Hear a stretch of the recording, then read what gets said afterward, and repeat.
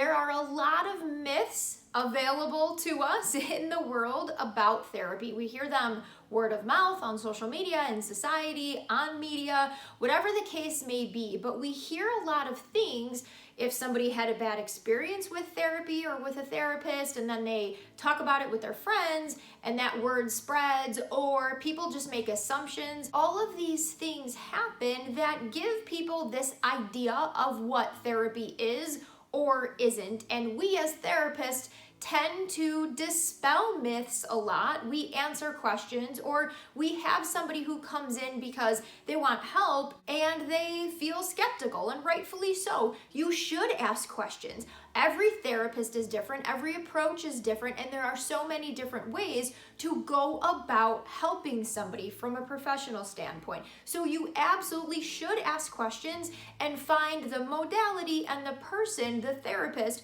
who's going to work best for you. But in general, I as a therapist see a lot of myths that I think are important to dispel so that people aren't deterred from getting help or asking for support or calling a therapist and making that appointment. The first thing that I hear a lot is that I can't change the past, so I can't do anything about what's going on in my life. And we know that that isn't the case. We know people can change, we can set goals and make decisions for our lives, but a lot of people do have this idea that there's nothing I can do. The myth is that there's nothing we can do about the past, which you're correct. We can't go back in time. I wish we could. There's a lot of things we could probably go back and do better or differently once we've learned something about that experience. Hindsight's always 20/20.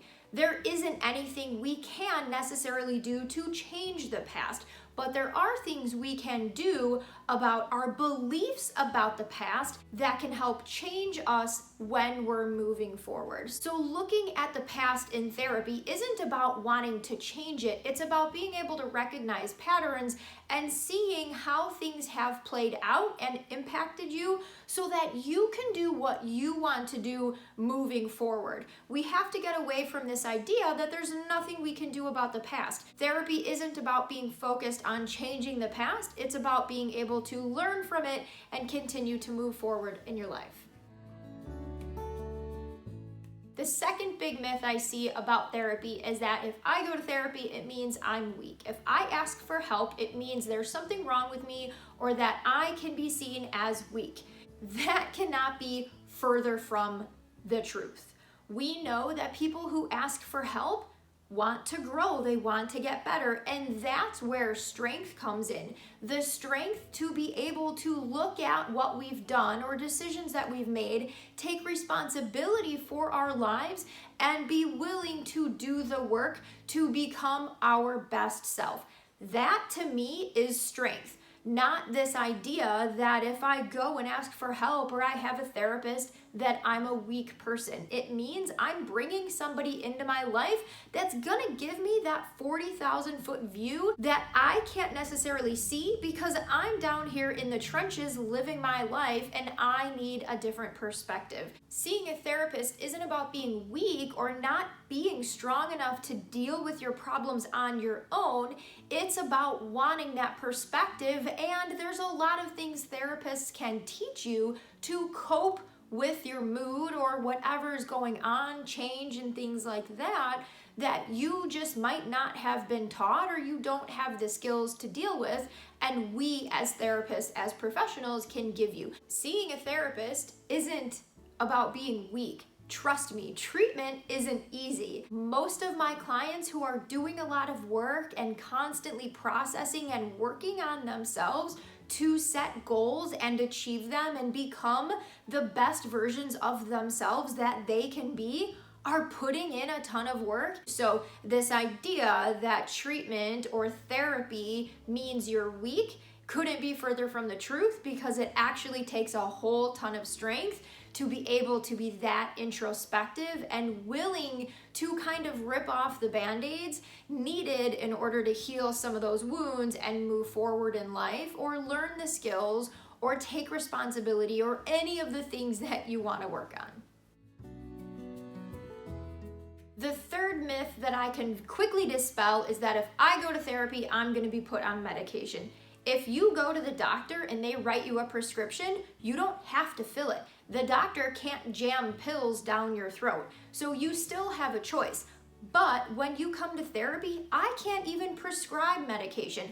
A psychiatrist who has been to med school, they can prescribe medication. But there's plenty of people who go and get a psychiatrist's opinion who don't go on medication. Now, that's generally what they do. If somebody is seeing a psychiatrist, it's usually not the rule, but it's usually not for therapy and ongoing treatment. It is for an opinion, a consultation, or medication management.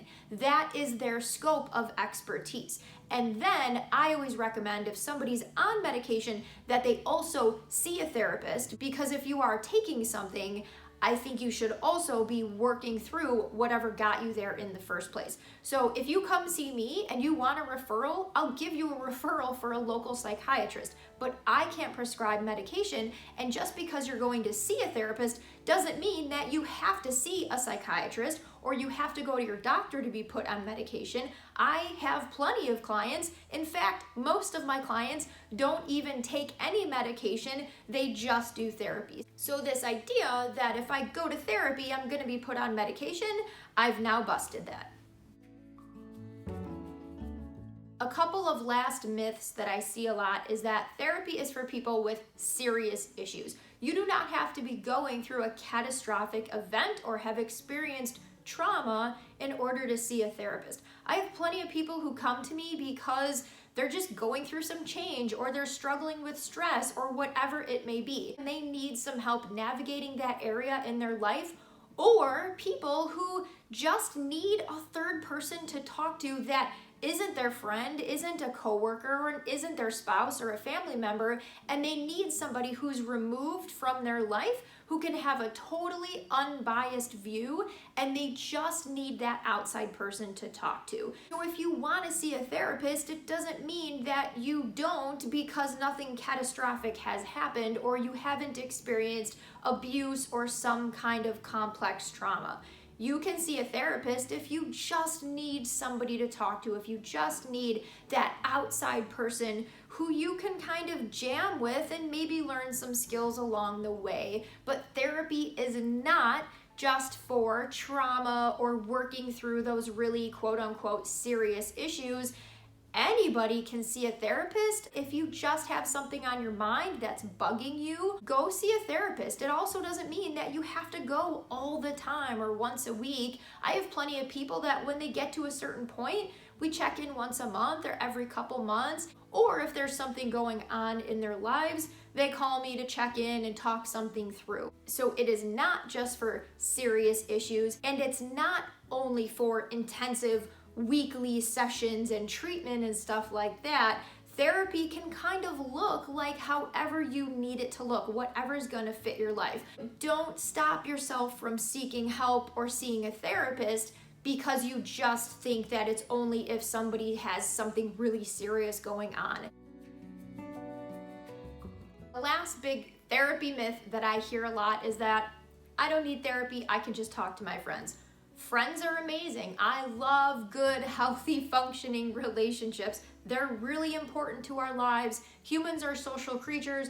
We need those interactions and those friendships. So while your friends might be great to talk to, if you are struggling with something, or if you're going through something, or if you've experienced trauma, whatever that looks like in your life, your friends might not have the skills that you need to cope. There's a lot of things that we teach our clients that friends might not know. So yeah, you can totally talk to your friends and it might feel very cathartic and helpful to process through things. But your friends are also going to have a very biased opinion because they're your friends. They might not give you that 40,000-foot view or that unbiased perspective that a therapist can give you because we're removed from your life. We don't see you on a daily basis, and we also tend to think differently and look at situations and things differently. We have just a different perspective.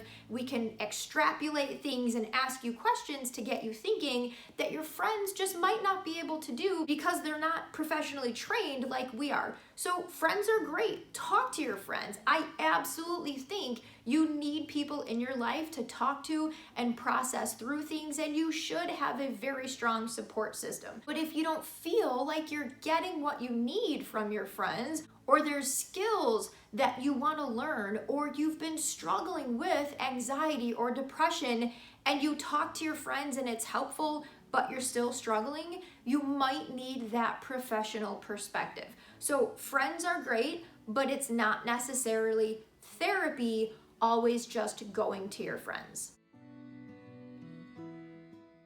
Like I said, there's a lot of myths about therapy, counseling, psychology out into the world because it is kind of this fluffy concept that people just come into our offices and they lay on our couch and they just talk and their problems magically go away. That's not what therapy is. There's a lot of skills, there's a lot of processing, and there's a lot of things that we do professionally to help our clients. And a lot of the healing takes place within the relationship itself. A lot of people just need that person that isn't a friend, isn't a colleague, isn't a family member, that doesn't have that personal connection, but that they can still develop a trusting, healthy relationship with, that in that relationship they can work through things. So therapy isn't just this idea that people just come in and talk. Obviously, that's a huge part of it, but there's a lot more that goes into the therapeutic process. People just often make assumptions because they don't understand it, or they've unfortunately had a bad experience and it's left a bad taste in their mouth, and then they just think that I had this experience means every therapist does this, or this is gonna happen no matter where I go. I never want you to think that just because one thing has happened or you've had a bad experience, that means we're all like that, or we're all going to replicate that experience for you.